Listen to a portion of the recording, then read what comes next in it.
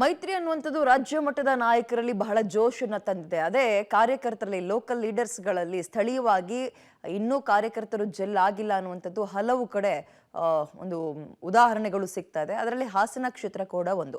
Hassan JDS ಪಾಲಾಗಿದೆ. ಈಗಾಗಲೇ ಪ್ರಜ್ವಲ್ ರೇವಣ್ಣ ಅಲ್ಲಿ ಅಭ್ಯರ್ಥಿ ಅಂತ, ದೊಡ್ಡಗೌಡರು ಕೂಡ ಎರಡನೇ ಹಂತದ ಪ್ರಚಾರಕ್ಕೆ ಇವತ್ತು ಕಣಕ್ಕಿಳಿತಾ ಇದ್ದಾರೆ. ಇದರ ನಡುವೆ ಪ್ರೀತಮ್ ಗೌಡ ಇದೀಗ ತಮ್ಮ ಮುನಿಸನ್ನ ಶಮನವಾಗುವತ್ತ, ಪ್ರೀತಮ್ ಗೌಡ್ರನ್ನ ಸಮಾಧಾನ ಪಡಿಸುವತ್ತ ದೊಡ್ಡ ದೊಡ್ಡ ನಾಯಕರ ದಂಡೆ ಇದೀಗ ಹಾಸನದ ಬರ್ತಾ ಇದೆ. ಹಾಸನದಲ್ಲಿ ಮಾಜಿ ಪ್ರಧಾನಿ ದೇವೇಗೌಡರು ರಣಕಹಳೆ. ಬಿಜೆಪಿ ನಾಯಕರನ್ನ ಒಮ್ಮತಕ್ಕೆ ತರಲು ಕಸರತ್ತು. ಪ್ರೀತಮ್ ಗೌಡ ಬಿಟ್ಟು ಉಳಿದವರು ಸಾಥ್ ಕೊಡ್ತಾರಾ?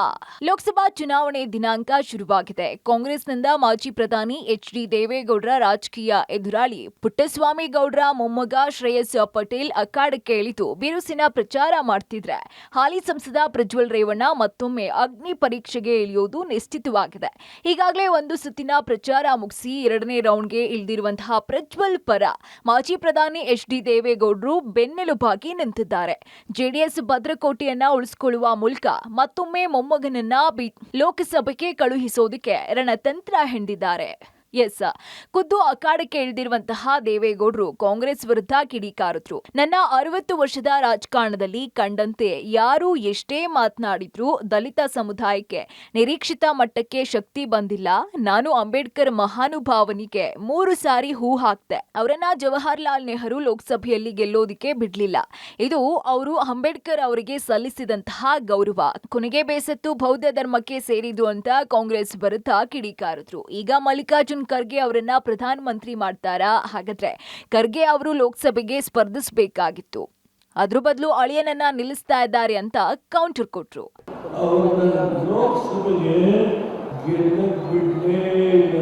ಪಂಡಿತ್ ಜವಾಹರ್ಲಾಲ್ ನೆಹರು ಅಂಬೇಡ್ಕರ್ ಅವರು ಲೋಕಸಭೆ ಒಳಗಡೆ ಕಾರಣ ಹಾಕಲಿಲ್ಲ. ಅಂಬೇಡ್ಕರ್ ಅವರಿಗೆ ಸಲ್ಲಿಸಿದಂಥ ಗೌರವ ಅವರ ಮನೆಗೆ ಬೇಸತ್ತು ಬೌದ್ಧ ಧರ್ಮಕ್ಕೆ ಸೇರಿದರು. ಇನ್ನೊಂದು ಕಡೆ ಬಿಜೆಪಿ ರಾಜ್ಯ ಪ್ರಧಾನ ಕಾರ್ಯದರ್ಶಿ ಪ್ರೀತಮ್ ಗೌಡ ವಿರೋಧ ಶಮನವಾಗದ ಹಿನ್ನೆಲೆಯಲ್ಲಿ ಕೇಂದ್ರ ಹಾಗೂ ರಾಜ್ಯ ನಾಯಕರು ಹಾಸನ ಜಿಲ್ಲೆಗೆ ದಾಗುಂಡಿ ಇಡ್ತಿದ್ದಾರೆ. ಬಿಜೆಪಿ ರಾಜ್ಯ ಚುನಾವಣಾ ಉಸ್ತುವಾರಿ Radha Mohan Das Agarwal BJP youth leaders ಜೊತೆ ರಹಸ್ಯ ಮಾತುಕತೆ ನಡೆಸಿದ್ದಾರೆ. ಹಾಸನ ಜಿಲ್ಲೆಯಲ್ಲಿ ಬಿಜೆಪಿಯ ಎಲ್ಲರೂ ಮೈತ್ರಿ ಅಭ್ಯರ್ಥಿ ಪರ ಕೆಲಸ ಮಾಡ್ತಾ ಇಲ್ಲ ಅನ್ನೋದು ತಪ್ಪು. ಪ್ರಜಾಪ್ರಭುತ್ವದಲ್ಲಿ ಪ್ರತಿಯೊಬ್ಬರಿಗೂ ಅವರ ಅಭಿಪ್ರಾಯ ಹೇಳುವ ಅಧಿಕಾರ ಇದೆ. ಅಭ್ಯರ್ಥಿ ಘೋಷಣೆ ಆಗುವ ಮುಂಚೆ ಆಡುವ ಮಾತುಗಳಿಗೆ ಮಹತ್ವ ಕೊಡಬೇಕಾಗಿಲ್ಲ ಅಂತ ತಿಳಿಸಿದ್ರು. प्रीतम गौड़ा हमारा जनरल सेक्रेटरी है. प्रीतम गौड़ा हमारा पूर्व विधायक रहा है.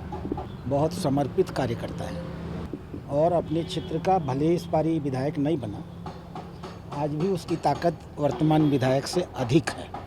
हमारे भाजपा के कार्यकर्ता बहुत समझदार हैं और अपने राष्ट्रीय नेतृत्व के प्रति अटूट विश्वास रखते हैं. ಒಟ್ನಲ್ಲಿ ಹಾಸನ ಲೋಕಸಭಾ ಕ್ಷೇತ್ರದ ಚುನಾವಣೆ ರಂಗೇರಿದ್ದು JDS ನಾಯಕರಂತೂ ಮತ್ತೊಮ್ಮೆ ಪ್ರಜ್ವಲ್ ರೇವಣ್ಣ ಅವರನ್ನ ಗೆಲ್ಲಿಸುವ ಮೂಲಕ ಮತ್ತೊಮ್ಮೆ ತಮ್ಮ ಶಕ್ತಿ ಸಾಬೀತು ಮಾಡೋದಕ್ಕೆ ಮುಂದಾಗಿದ್ದಾರೆ.